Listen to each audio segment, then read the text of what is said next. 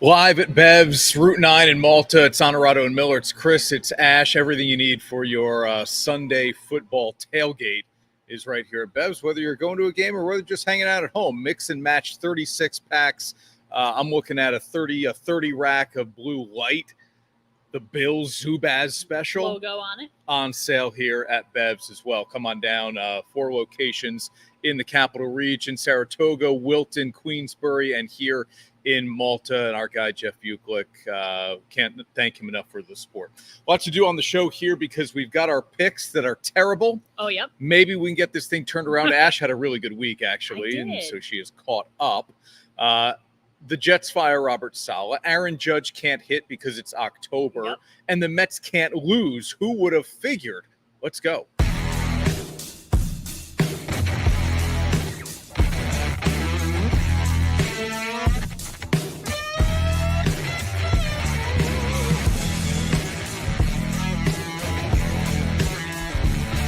This is Onorato and Miller, sponsored by Alpen House. Alpen House, Marcella's, BEVS, where we are live. Novice and Performance Industrial will have that dirty, difficult done coming up here in a little bit. All right, Ash, so we just said it there in the open here. Explain what is happening with Aaron Judge.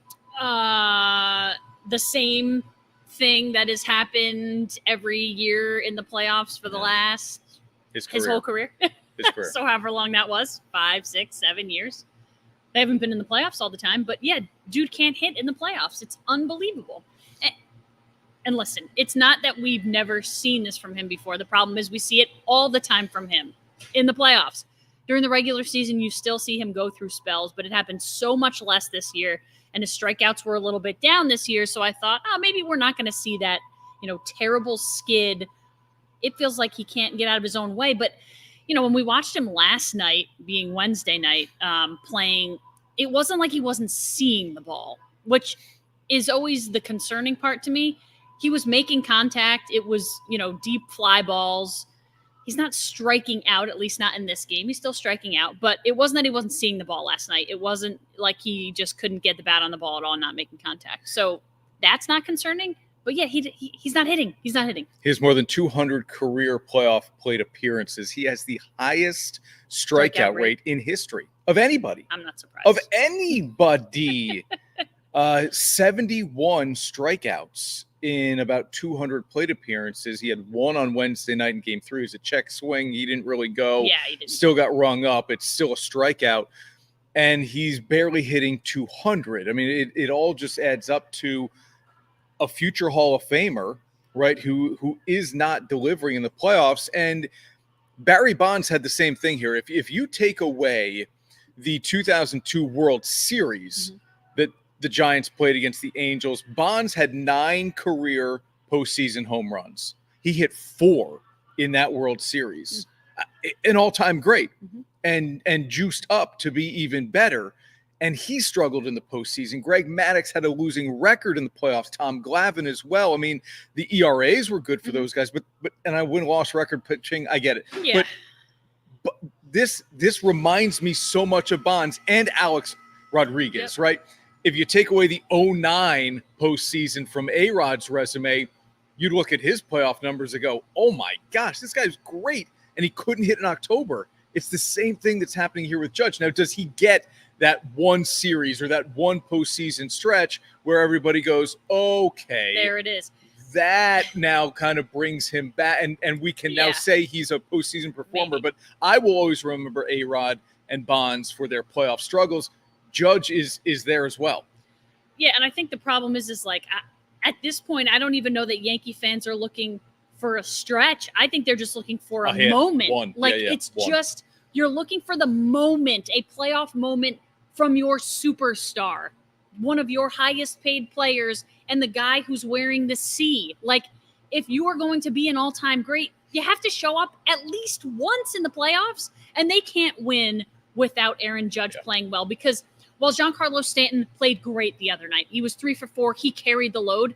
That's not typical of him. That's kind of like a blip on the radar for Stanton, and it's great that he had a great game, but you need you need more consistency from Aaron Judge. And I'm not saying like 1 for 4 every night would be just fine. Well, and it's not even the 1 for 4. The positions that he's in. Yes, I mean, he's up with 2 men on. You've got to drive in a run. Yeah. And he's just not doing that. I mean, makes solid contact sometimes, but I mean, look, largely it's a swing and a miss. He's already got a hat trick this postseason, and that's it. Something to just get him go. He must go up there. For as great as he is, and as confident a person as he is, and as rich as he is, he must go up to the plate in the postseason now, thinking, "What am I doing differently? What are they doing differently to get me out? Why am I not seeing the ball the way I used to, or not making the contact I used?" And I mean, imagine the mind games that are happening. And that's the problem, because now that's the issue. Is like, no matter how great you are, no matter how many home runs you hit in your career, no matter you wearing the C, and I think all those things make it all the more pressure, because people expect that and are like, well, where is it? But it's just, now it's in your head, and you can't, no matter how good you are mentally as an athlete, you can't overlook that. Like, he has to be going up there almost, and I'm not saying going to say dreading it, because at some point he's going to think like, okay, at some point I'm going to get a hit. But like, there can't be a lot of confidence in there going up there. And I'm sure the pressure of like, not only does he want the Yankees to win and knows he has to play well to do that, but like personally, just to have a little bit of like, life to your game, you got to get a hit. Oh, by the way, as we do the show live on a Thursday night from BEVS, Route 9 in Malta, the Yanks are on the brink of eliminating the Royals and moving on to the ALCS. Sam's with us. Good evening, buddy. Carol's with us. Good to have you guys with us here. If you're watching us on TV, we do the show live every Thursday night on News Channel 13's Facebook and YouTube. And then, of course, you catch us on TV Saturday nights, Sunday mornings. Oh, by the way. Yeah.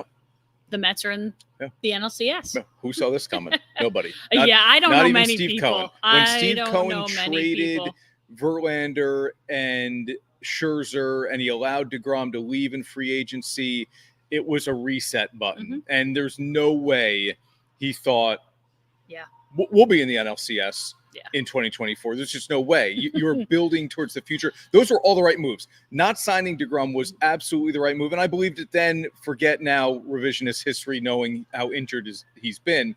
And then trading Scherzer and Verlander made sense too, because you weren't going to contend with that roster. Now, I didn't think they would contend with this roster either. But the way Francisco Lindor is playing, listen, sometimes you get one guy who gets red hot and he can carry you. Now, and I'm maybe not all the way to a World Series title, but certainly at least this far, and they're getting enough contributions from other guys. Pete Alonso finally woke up a little bit here. I mean, this has, I don't know what you would liken it to. I mean, Mets fans out there would say, hey, it feels like 86 again. Maybe you could go all the way back to the 69 Miracle Mets here, the way this is happening in Queens. But if you aren't a fan of a team that is a rival of the Mets, the way I am, you probably are just enjoying this because it's fun. And listen, I'm a Yankees fan. I always say if they're not playing us, I generally cheer for the Mets. Like, I like them to do well. I have an uncle who's a diehard Mets fan. I have a lot of friends who are diehard Mets fans. I know what the struggle has been like for those people. So I never really root against the Mets. I think they're a fun team. Like, Francisco Lindor is a fun player. Pete Alonso, not so fun recently, but got back on it in the postseason. But yeah, I'm happy for all the people who have rooted for the Mets for a very long time. And it just feels like one of those stories, like, you get hot at the right time. They seem to have all the right things going. Teams that want to just roll over and let them mash on them, which was what the Phillies did in a lot of ways. But think about the teams in recent history here that have won 80-something games, and they either end up in the World Series the way the Diamondbacks did last year, or they win the World Series the way the Braves did in 2021. The Giants were known for that in their run of 3 World Series titles in 5 years, where they would win in the 80s. They'd be a wild card team. They'd win the World Series. So, are we learning that you don't have to value the regular season as much? We'll get to that because of the first round bye and the way things are shaking out with some of these teams. But you don't have to be a 100-win team now. You get hot. It feels like in the NFL, we're a 6 seed, now 7 seed. Yep. could get to the Super Bowl because you just get hot at the right time. Yeah. I never thought of baseball that way because we played series, and you always imagined the better team at the end of 5 or 7 games was going to win that series. It doesn't happen that way now. Yeah, and it seems like, and maybe it's just the last couple of seasons, but this season for sure, it doesn't seem like it's as much about the big arm power pitchers. It seems like just people getting timely hits or getting to the bullpen. So like Philly starters generally were actually pretty good. They just didn't have any offense. And then the Mets offense would get to the bullpen. And that's where things, for the most part, that's where things went wrong. But I think it feels to me like it's a little less about that like big 1-2 punch with the arms and a little more about just like some of those offenses that have been really good. And because the Mets offense has gotten those clutch hits and has really taken advantage of mistakes in a lot of ways. And sometimes it all just works out. I don't know if the Mets are as good a team as they're playing right now, but guess what? It doesn't matter. Correct. Yeah, they're not. We know they aren't. But they've been arguably the best team in baseball since early June, and they were one of the 3 best teams since the All-Star break. So I'm being hard saying we know they're not this good, but the record actually would say otherwise over the last 3-4 months. Maybe, I don't know. Maybe this isn't smoke and mirrors. No, I think they're figuring it out. It's not always about, like, if you look up and down their roster, it's not always about the flashy names. Sometimes it's just about very few fans, the pieces right, who could that name make Mark sense. Vientos, yeah, right? Sometimes it's just about the pieces that make sense and fill in around guys like Lindor and Alonso. Because those are the guys at the end of the day that are doing the mashing. But people have to get on base for those home runs to be more than a solo shot. And that's what's happening. You're manufacturing runs because you're getting on base. You steal some bags. And then your superstars are doing what you pay their superstars to do. That's the difference. Right, of Nimmo, Lindor, Alonso carry it, but Iglesias and again Vientos and Bader is starting in center field every night. Right. I've always liked Marte as a player. He came up with a huge hit with the bases loaded and 2 outs against the Phillies in what was game 3, I believe. A clutch moment for him, but met a guy today at an event in Troy, and he said, "You're a baseball fan?" I said, "Yeah, I'm a baseball fan." He said, "I was at Citi Field last night." Ooh. So this is Wednesday night, the clincher against Philadelphia. I said, "Man, good for you." I said, "What was that place like?" He said, "Unbelievable." Heard Pete Alonso say he's never heard Citi Field that loud, which is not like a huge statement because Pete Alonso's time at the Mets in Citi Field is not all that great. Remember, you got to go to 2015 when the Mets last made the NLCS and they ended up going to the World Series that year also. But Dennis Fagan is his name. He said, it was one of those moments where like you're going to treat yourself because there's something special happening with this team. It's hard to disagree. And I'm a firm believer. Postseason baseball is as electric and as exciting as it gets. Like I could not watch all regular season and sit down and watch almost every postseason game. Like San Diego, LA, all those games have been electric, and the game's 8-0, and it's still like you have that feel. Postseason baseball is different. Are they good enough to beat? I'm going to say San Diego because I think they're good enough to beat LA. The Dodgers, after you get through their top 4 in their order, don't scare you. They have no starting pitching now. The Dodgers last night, not the top 4 in their order, were pretty good. Yeah. Can they beat one of those teams in California, the Mets? Would you pick the Mets to beat either the Padres or the Dodgers in a 7-game series? Of course not.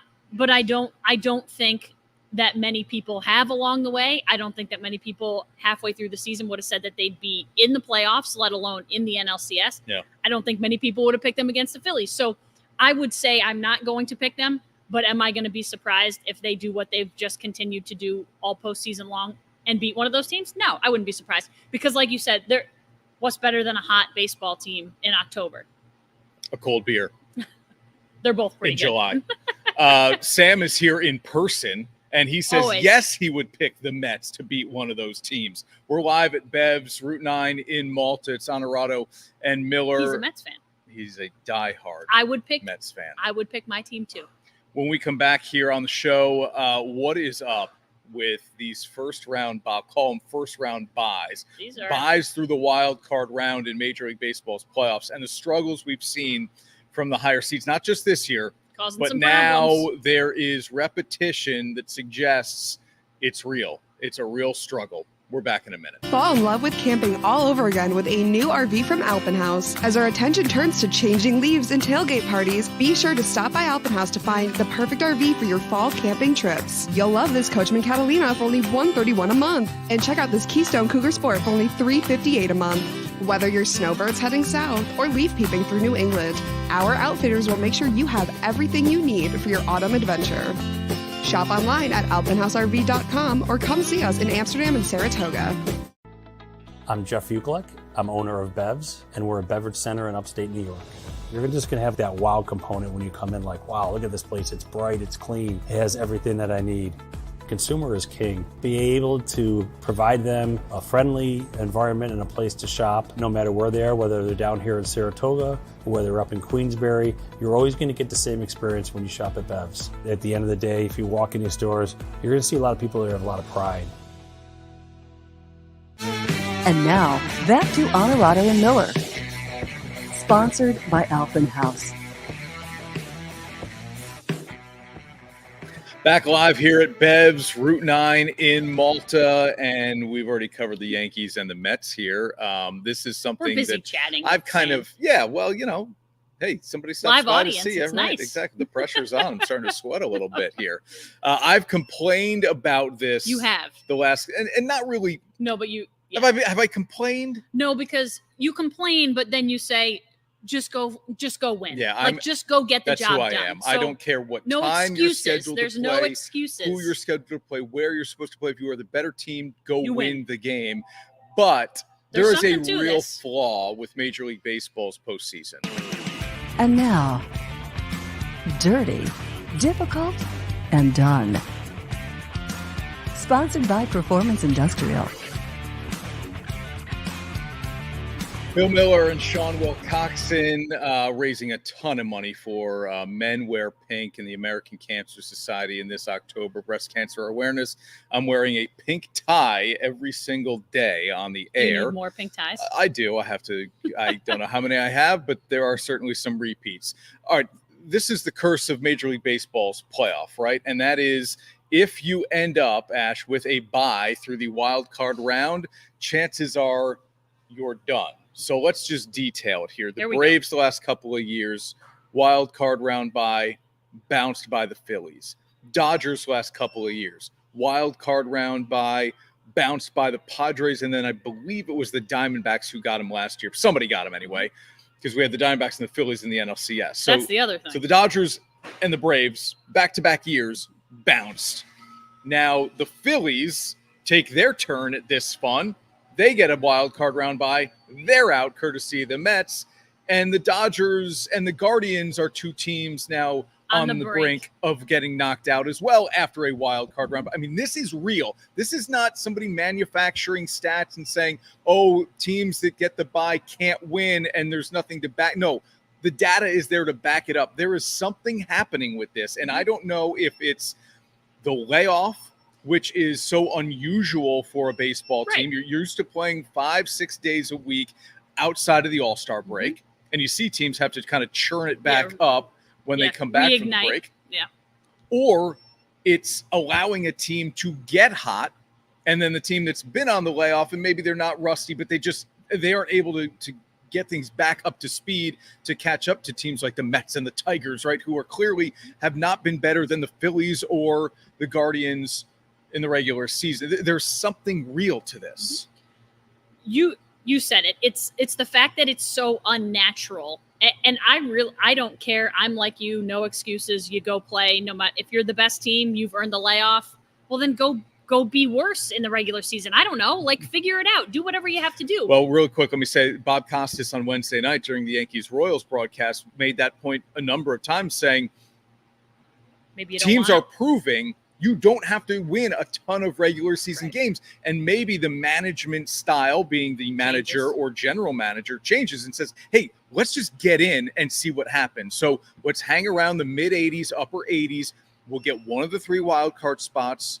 and then we'll take our chances as long as we're in. It's a very NBA approach, right? Yeah. Like if you feel like you have the horses to not burn them out during the regular season, and an NBA team would be like, hey, if we're a 4, 5, 6 seed, if we have the horses, we can still go win this thing. The problem is it's so difficult to manage that way because you're talking about, especially with a starting pitching staff, like that is what makes the baseball team go. And to have a starter who wants to go every 5 days and doesn't want to go on long rest or short rest, and that becomes natural to him, that's the most important thing. For the rest of the guys, if you give them random days off, not a big deal. Give your center fielder a random day off. Yeah. He should be able to come back and do it. But the starting pitching is why that becomes almost impossible. Unless you're going to say like, okay, Garrett Cole, go out there. You're going to start on your regular day. You're going to pitch 4 innings, and I don't really care what happens. Like, mail it in. That's not how these guys work. It's so much easier to mail it in the NBA because you just start your subs and everyone's worse. You don't do that in baseball. Yeah, and look, the NBA and basketball in general is just a more physically taxing game and sport, even if you're only playing 3 times a week instead of 6 times a week. What do you got the numbers here to back us up? The numbers. Our buddy Jeff Stack, who we got to give shout out for. 0 series wins from teams with byes in the new playoff format. Have yet to win a series if you've had a playoff bye. So this is just 2 years we're talking. I think the last 2. We're into this is year 3. Right. Okay. So the previous 2 years. Okay. So the 6th seed has made it to the World Series both of those years. 22, you said the Phillies. 23 was the D-backs. Both of those teams were the 6th seed into the World Series. So this is a National League stat maybe, because the Astros were a top seed and they won a World Series. It would make sense. He's a Phillies fan. Okay, so we're just talking National League here. Okay. 5 because I pointed out the Dodgers and the Braves the last 2 years. Okay, yep. 5-16 overall record for those teams. So specific to the maybe National it's a League. National League problem. Well, maybe. And maybe that's why people in the National League don't like it so much. But it could still, listen, it still has the ability to ring true for AL teams as well. That hasn't yet been decided. Yeah, right. The Guardians and the Yankees need to close the deal as well. We're doing a show live on a Thursday night as the Yanks get ready to play Game 4. The Rock Man is on the Mets. Now, hold on a second. Now, full disclosure, he was on the Phillies last night. Talked to Frank last night, and he said he was rooting for the Phillies. Right. But now he's going to back the Mets. So, okay. You do you, Rockman. I think the magic runs out at some point. I'm going to play the odds here. Okay. The magic runs out for the Mets at some point. Okay. And then who do you root for is kind of the question.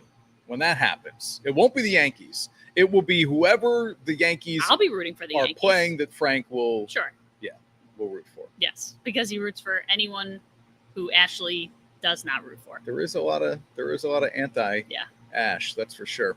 All right, we're going to take another break here at BEVS. Haven't even gotten into the fact that the Jets fired Robert Saleh. Are we believing that Aaron Rodgers was, quote, blindsided? We've got our Week 6 picks as well here for the NFL week. Some really good college football games this weekend as well. Got to be locked into the Red River rivalry. Sounds like Quinn Ewers will be back for Texas. That's a 2-touchdown number, 14. Texas covers. Woo. I think they hammer. Oh, my dad's not going to like that. Hammer Oklahoma. And then the game at night that just everybody has to watch is Ohio State at Oregon. And let me save a thought on that. Let's take a break here. Take a timeout, would you? We'll come back. The Jets have fired Robert Saleh. What does that mean for the season going forward? The great thing about novices, no matter who you are, they're going to put all the detail in the world into your brand. I feel like they have been a big part of my success, making me feel comfortable. This is Harrison Butker, Super Bowl champion kicker for the Kansas City Chiefs. Claim your crown. At Marcella's Appliance Center, our commitment is to you, providing essential appliances that families depend on for cooking, refrigeration, cleaning, and sanitation, plus appliance repair. You can have peace of mind that Marcella's is here for you today and every day, like we have been since 1957, helping you make the right choice with trusted brands like Whirlpool, Maytag, KitchenAid, and many more. Shop Marcella's Appliance Center in-store, online, or by phone. We're here for you. And now, back to Onorato and Miller. Sponsored by Alphen House.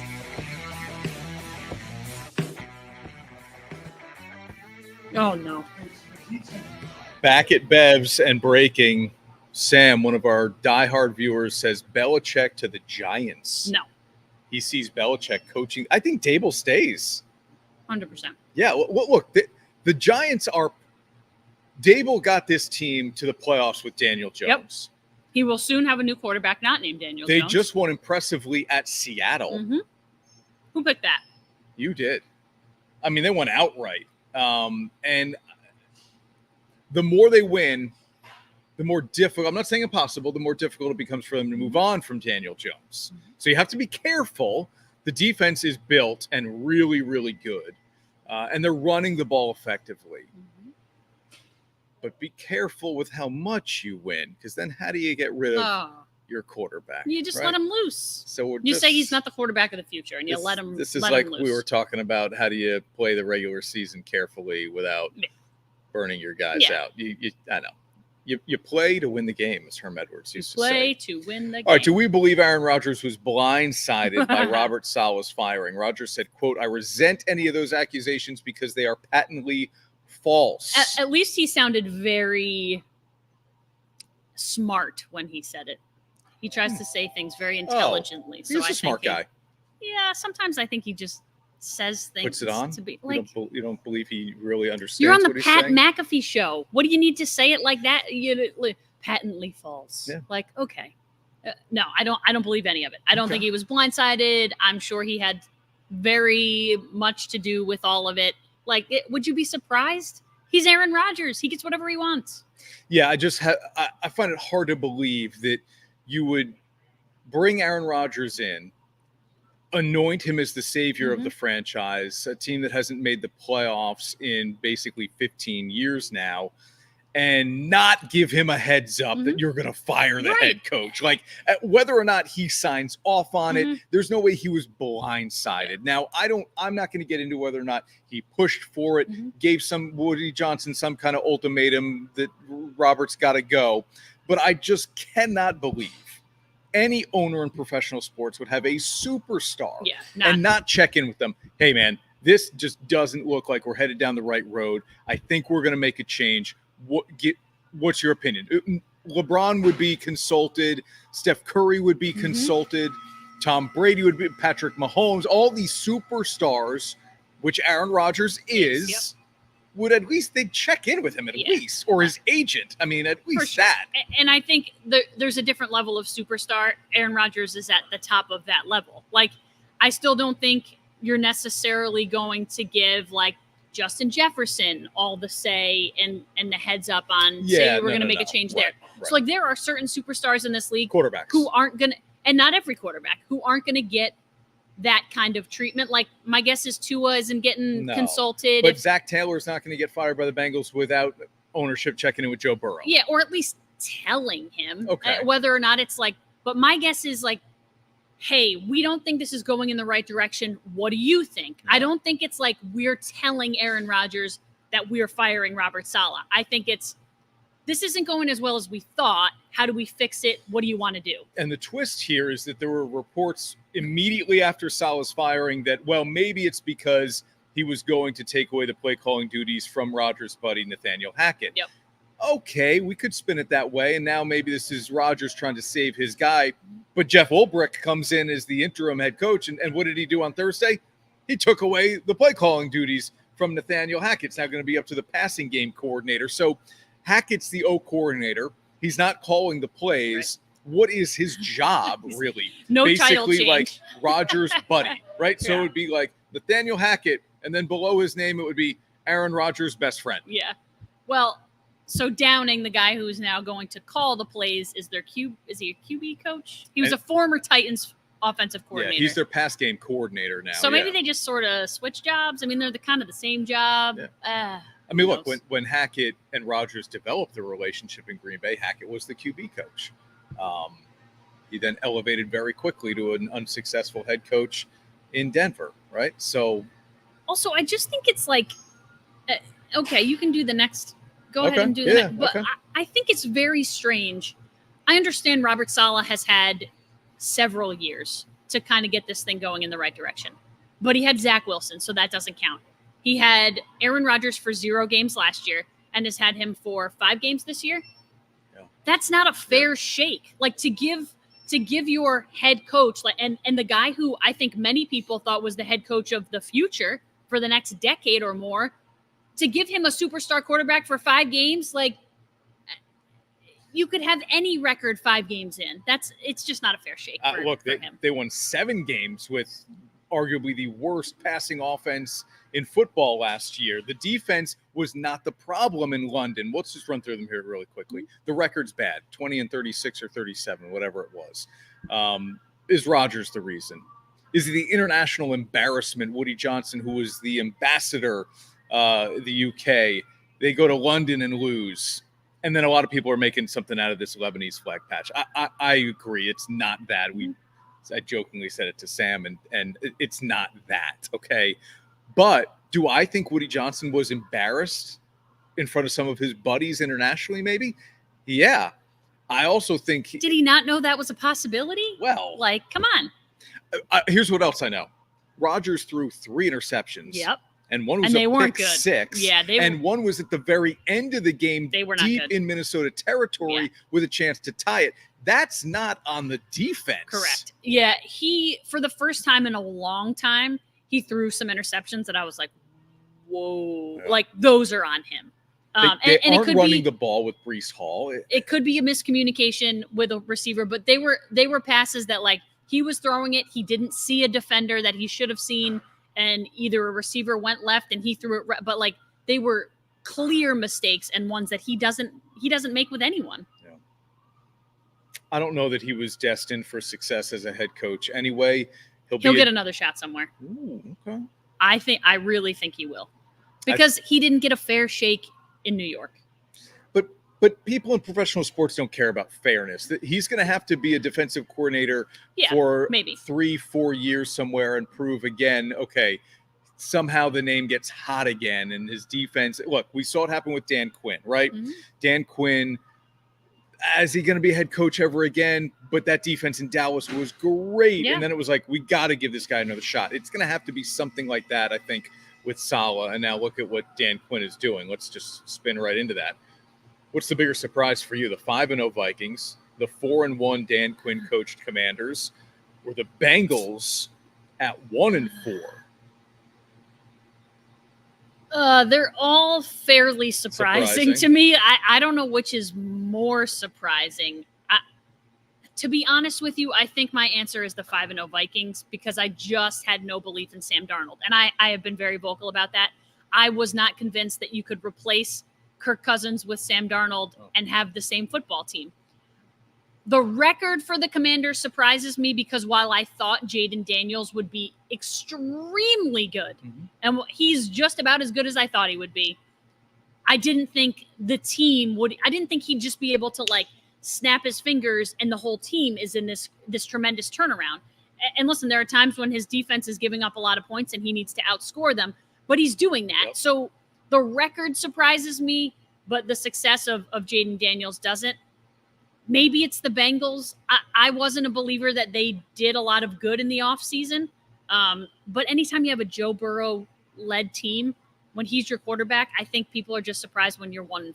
Yeah, Jamar Chase, and that division 3 wide receiver. That division is less good than I thought it was going to be. It's more wide open. It's more wide open. Okay. I think everyone has a shot in that division. It's not like anyone's gone out and Baltimore's been like gangbusters every game. So I think for me, it's the Vikings, but only because I was not a Darnold believer. That Baltimore-Washington line for me is the most interesting of the week. We will pick that game in our picks coming up here. Let me just run through some of Adam's comments there real quick. He says Belichick to Dallas, and he is a Cowboys fan. Yeah. Now, this I find interesting, and I want to just stay here for a second, and then we'll get back to the more surprising team. Cliff Kingsbury, Washington's offensive coordinator. He says he would give Kingsbury another shot, maybe even John Gruden. Now, Gruden would have to work his way back into the good graces of the league, and I don't see that happening. Gruden, I heard an interview with Gruden on Dan Patrick a couple weeks ago. He wants a college job. Give me a college job, he says. Hire me. I want to be a head coach in college. I will do. That might be dicey. I would do it. But is he going to – what he doesn't – NIL. Yeah. and all of the stuff that you have to do as a college But he coach already did that with that the he NFL. doesn't want to do. Already did that with the NFL. He was already coaching players who were being paid. He was already managing a roster of guys who had egos, and But he wasn't doing the portal. Like that's all Yeah. stuff like he needs to be scouting well, and that's why Division 3 up. you see programs, college basketball specifically, now hiring general managers. Adrian Wojnarowski's a general manager for St. Bonaventure basketball. Like, this is a thing now at every single school. Alabama has a general manager. I like the idea of Gruden in college. That would be kind of interesting. The Kingsbury thing, though, for me, I wouldn't go there if I were an owner of an NFL franchise. I love him as an offensive coordinator, and I think there's something to be said about understanding your place in life. A really good coordinator. Like knowing, hey, this is what I'm meant to do. Mm-hmm. Maybe I'm not supposed to be a head coach, right? And that the only thing that gets in the way of that is ego and ambition. But you could say, hey, I can be the best offensive coordinator for the next, he's a young guy, next 20 years, right? Look at what Spags is doing as a D coordinator in Kansas City. Now, will he ever be a head coach again? Maybe. Probably not. But he should know, I'm going to stick with this it's Kansas City thing for as long as I can. That's where it's at. If I were Cliff Kingsbury, I would try to find that humility and to understand, let me just do this. I'm well paid. I've got a young star quarterback. Let me just see where this takes me for the next 5-10 years. And if you're that good, you're going to be well paid because they're not going to want to let you go. Look at Ben Johnson in Detroit. They're not going to want to let you go. Yep. Every year, Ben Johnson's putting out his minimum of like, it's going to cost you $10 million a year to get me. Yeah. Well, guess what? He's not making $10 million a year, but they're doing what they need to do to keep him because they realize he's going to be gone if somebody's going to pay him. Vikings are the big surprise for me here out of this because I loved Jaden Daniels going to this situation in Washington, and I thought they would be good. Yeah. So I can look at 4-1 and go, they're good. Now, I don't know that they're still a playoff team, but they're a good team. The Bengals have historically, with Burrow, started slowly. Yeah. So 1-4, it doesn't shock you. And to your point, when you lose a guy like Joe Mixon and T. Higgins misses all the offseason camp, and Jamar Chase is late coming in as well. Like, okay, it's going to take some time, and then defense is terrible. Yeah. So maybe they may get not there. figure it out. Correct. Yeah. Yep. When we're talking 2-7, I may be like, oh, the Bengals are the biggest surprise out there. But I didn't see 5-0 coming from Me Minnesota, neither. and I didn't see it coming in this fashion where the defense is so good getting after the quarterback. Darnold, their save pass for rush. that London game, has been so efficient and even explosive at times. Aaron Jones looks really, really good as well, though now he's injured. And they haven't had Hawkinson. So they're doing a lot here that is pretty impressive for a team we weren't expecting much from. Let's make a quick thought on this. Jaguars, Bears in London. Bears are 3-0 at home and 3-2 overall. Yeah. Jaguars are not very good, but they got to win. When you look at their last 6 games internationally, they've covered 5 of them. They're an international team. And they've won some of those outright as well. So this is interesting. It's a small spread. I think the Jags are 1.5-point dogs. You know they're gonna have the fandom support out there because they've played. Yep. I'm gonna say this. It's probably not true. It feels like they've played in London and overseas more than any other NFL team because they were so bad for a while. Yeah. So it's like, oh, just send the Jaguars because they're not very good. It was nice when people in London got to see good teams.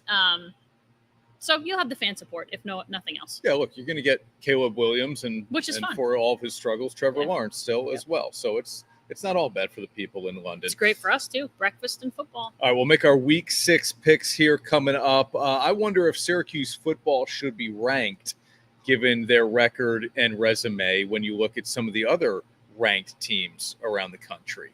Maybe they need a win this week to make that happen.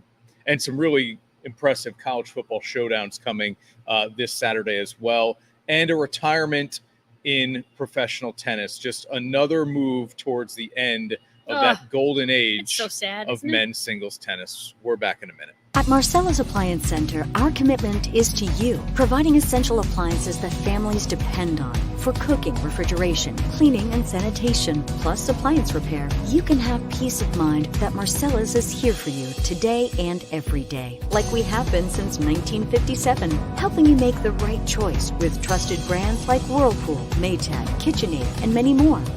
Shop Marcella's Appliance Center in-store, online, or by phone. We're here for you. I'm Jeff Uklick. I'm owner of BEVS, and we're a beverage center in upstate New York. You're just going to have that wow component when you come in, like, wow, look at this place. It's bright, it's clean, it has everything that I need. Consumer is king. Be able to provide them a friendly environment and a place to shop, no matter where they are, whether they're down here in Saratoga or whether they're up in Queensbury. You're always going to get the same experience when you shop at BEVS. At the end of the day, if you walk in your stores, you're going to see a lot of people that have a lot of pride. And now, back to Onorato and Miller. Sponsored by Alphen House. All right, game one of the WNBA Finals on Thursday night. Ash, let's pick a winner in this series overall. You know what surprised me? The number of WNBA franchises that have a championship. And it didn't surprise me that the Liberty are not one of them, but I couldn't believe they're only one of four, I believe, that has not yet won a title. And here they are, the Liberty, in their sixth WNBA Finals. They were there last year and lost. They're back in it now, taking on the Lynx. Will Ionescu and Stewie and company get it done this time? I was going to say, I'm going to be honest with you. I don't know much about the Lynx. I only really know that Maya Moore played for them. At one point in her life. Yes, I do know that. Okay. But I know a lot more about the Liberty, and I know the names on the Liberty. Okay. So if I'm blindly picking, pick a winner. This would admittedly be a blind pick. Yeah. I'm picking the Liberty. Well, look, New York's been the best team all year. They should win this series. Game one, they're a 6.5-point favorite. Sizable margin there. And I'm with you. If they should win this series. I would like to see this go to a best of 7. Eventually, it's still just a best of 5. Let's play a best of 7 here. Make it a real championship series. I would like to see that. I think it would be great for Stewie to get another, because I think leaving Seattle, it was one of those things like, I'm going, and listen, she's got a lot of help, but she kind of created a super team and made the risk to leave that team and go back across to her home state of New York and try to get people to go to New York to win a title there. And I think it would be cool to see her make that come to fruition. Yeah, I'm with you.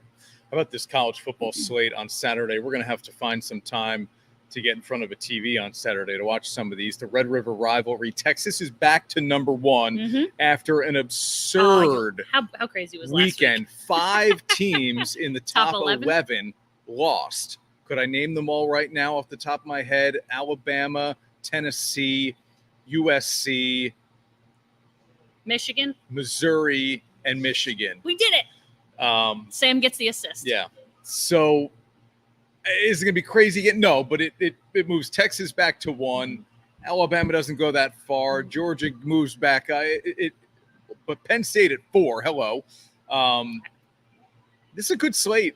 And I thought I had earlier and USC's unranked? That I saved. USC's unranked. Wow. Well, they've lost now 2 games. They're 3-2. A thought that I saved from earlier in the show is this: for all of the conference realignment, and I have an old soul that's part of me that I didn't love the idea of USC and UCLA in the Big Ten and Oregon in the Big Ten and Texas going to the SEC.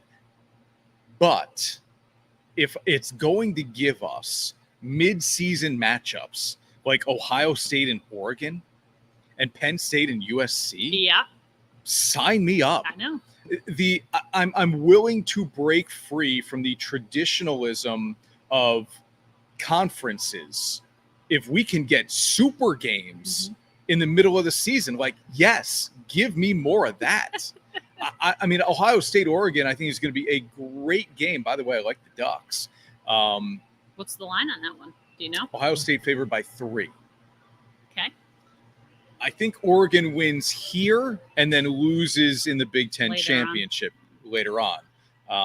That's where I'll hedge my bet on this one. Okay. But I'm embracing the newness of some of these matchups we're getting middle of the season. I love it. And it's still hard for me to wrap my mind around Ohio State, Oregon being a Big Ten game. I hear you. But it's fun and it's different. Yep. And I think at the end of the day, it might not last forever. So enjoy it while you get it. Colorado's 5-1. 5-1. Wow, really? They get Kansas State at home. I'm going to double check the record here, but I believe they are. If they win this game, they're going to be ranked, no doubt. Okay, and I would agree with you. And this brings me record. to this question here. Is what Travis Hunter's doing in Colorado more impressive than what Shohei Ohtani has done? No, because of the quality of opponent. Okay. But yes, if we're not talking about the quality of opponent. Well, he was my dark horse for Heisman. Yes. It's ridiculously impressive, but they're almost the same. They're the only one doing what they're doing in their sport.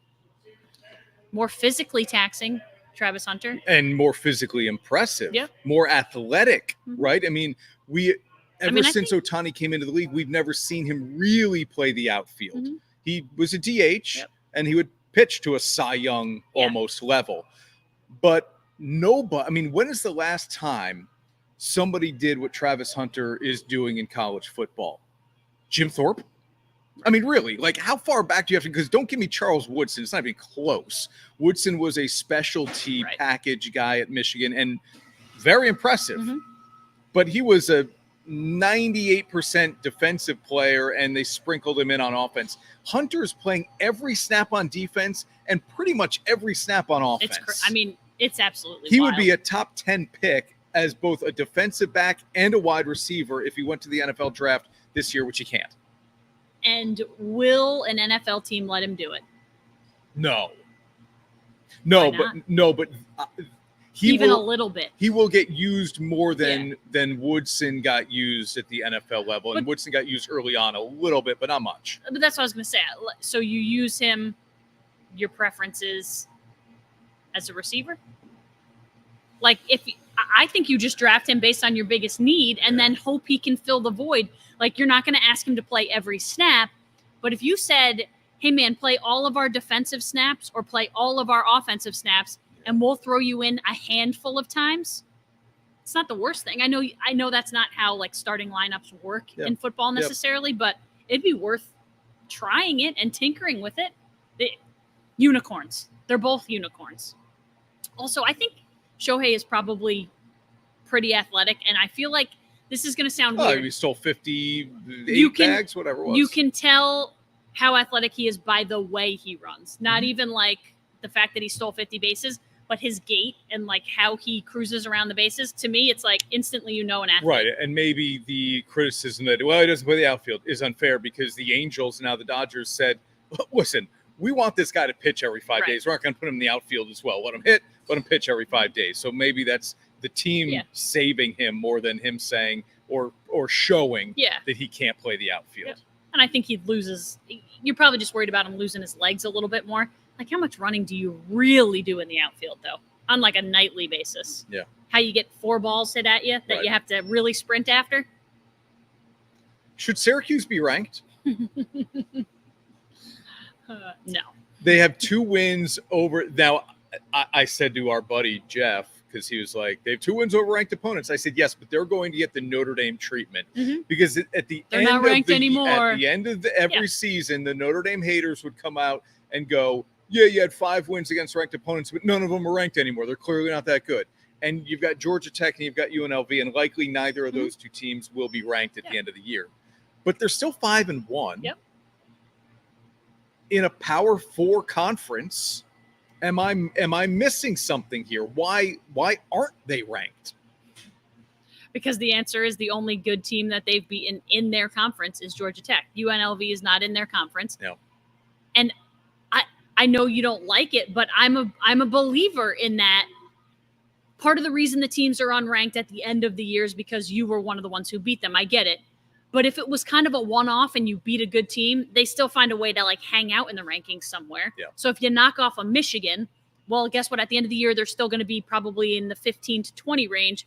That's a good win because that team is still ranked. So the beginning of the season, nobody knows who is any good. So these are all preseason rankings for a reason, and then teams find their way out of the rankings and don't come back in. So no, I don't put anything really into those 2 wins because I don't think they're as good as other people think, or the people who made the rankings thought. That. Go beat NC State, then go beat the next, like, don't and they're have not to play playing Clemson.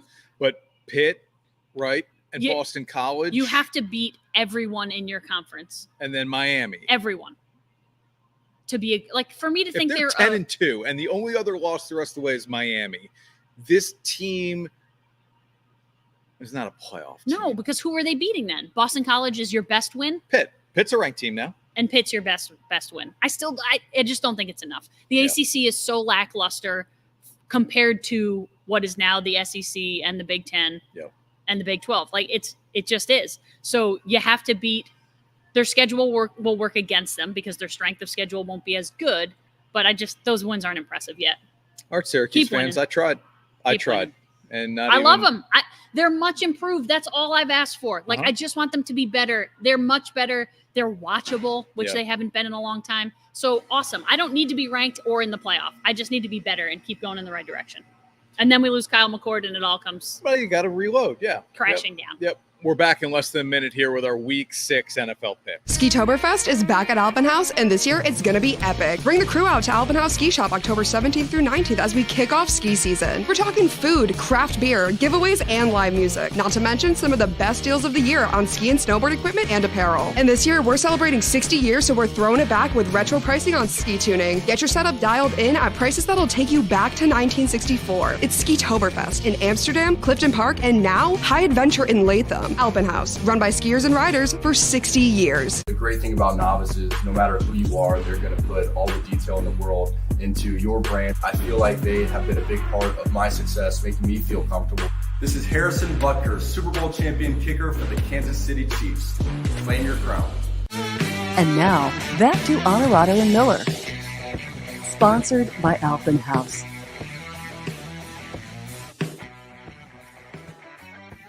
Back live now at BEVS, and we'll stat check here. Colorado's 4-1.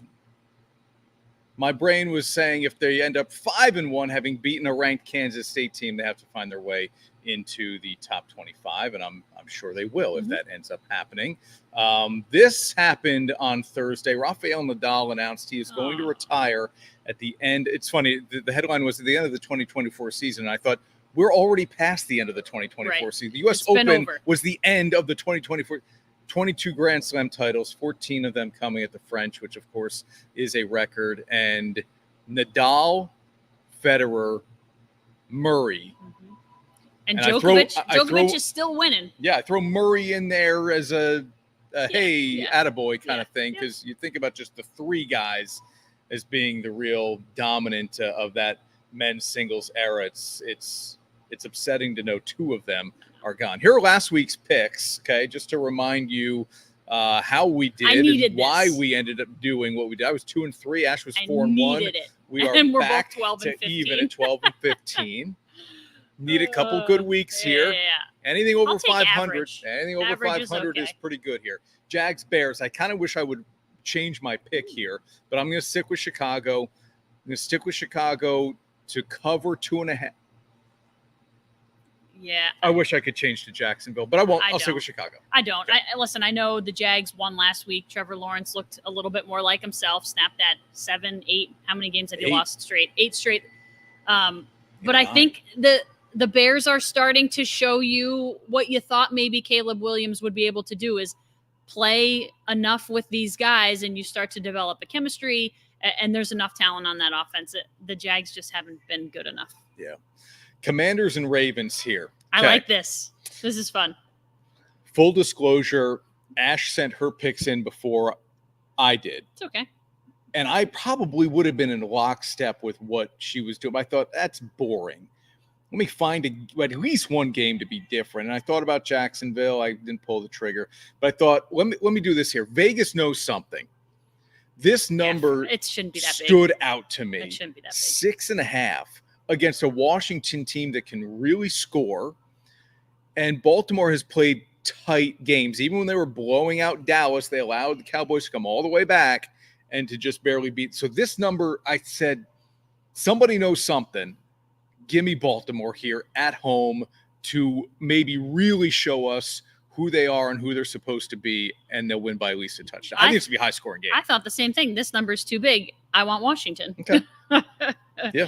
Because the Ravens shouldn't be favored by that many points. Lions and Cowboys, another fun game here. Got to love the over in this one, right? Maybe no Micah Parsons, and the Lions secondary really struggles. So CD could have a huge game, and then the entire Lions offense could have a huge game. And the injuries are plentiful for the Dallas Cowboys. Aside from Micah Parsons, their defensive line, their offensive line, they're missing key pieces. I'm on the Lions. And Detroit coming off the bye. Have to really like the spot here. But in Dallas, you never know. Well, they lose playoff games in Dallas. Yeah, They don't lose regular season games in Dallas. Bengals and Giants here, both on New York, Sunday Night for the Football second straight week. This on is News go Channel south 13. I had Seattle last week. It didn't, and I thought home dog at night. Giants defense is really good. Bengals can't stop anybody. Yeah. I don't know if Neighbors plays or not, but it feels like Tracy could be running wild again this weekend, and they'll find enough success in the pass game. Home dog, and we've just talked about it. The Giants looked really, really good last week. Darius Slayton was had some kind of reignition to his career. Right. My gosh, Adding that guy, if Neighbors is back, when he is back, knowing that there's another piece that can do something on top of Wan'Dale Robinson, there has to be so much attention paid to Malik Neighbors. Now that people know Darius Slayton can catch the ball again, I think it might open up the offense a little bit. I like it. And the Bengals aren't very good. Nick's on his Bengals. Who dey? Burrow, Chase go off. I've been saying that for weeks now. It hasn't happened. Well, did Chase go off last weekend? I know. 198 yards. Yeah. 193, I think. He had a huge day. Oh yeah, because they were throwing to him late, and I thought he's trying to get him 200. Yeah, and that created a bad turnover. I can't figure out the Bills. Late. I just can't. Nobody can. I Bills know. at the Jets, and is this a boost now with Saleh being fired? Do the Jets rally around the interim coach, and does Rodgers play to another level because he feels good about the new situation, or does the change in the play calling just mess it all up? Oh, no, help. Oh, it can only help. It can't get worse. It could mess it right? up. But we both are taking the Bills here. No, by the way, that number is on Buffalo. Buffalo's the 2.5-point favorite. Oh, not the Jets. Okay. So we Makes had sense. to flip the home and road team in a graphic, and we didn't flip them. We had it messed up. All right. But Bills are favored by 2.5. We say they both win by say- a field goal on Monday Night Football. Yeah. All right. Here's the rundown. We're both on Chicago. I'm on Baltimore. Ash is taking It's the only Commanders. one game different. Detroit, New York, Buffalo. That's brave of you to take the Ravens and be different. Sometimes I do that, but for the first time in forever, I submitted my picks first. So yeah, you earn it. It's been a slog this season. It's been that and then some. Has been a real struggle. Enjoy the baseball. Go Yanks. Carol, you have a good week as well. Yes, playoff baseball. Ash has said it here on the show a couple of times. There's really just nothing quite like it. And oh, by the way, the NHL season has started. Isn't that crazy? Hope you're watching a little bit of it. That's crazy. I hope the Devils can play all of their games in Prague and against the Sabres. That would be awesome.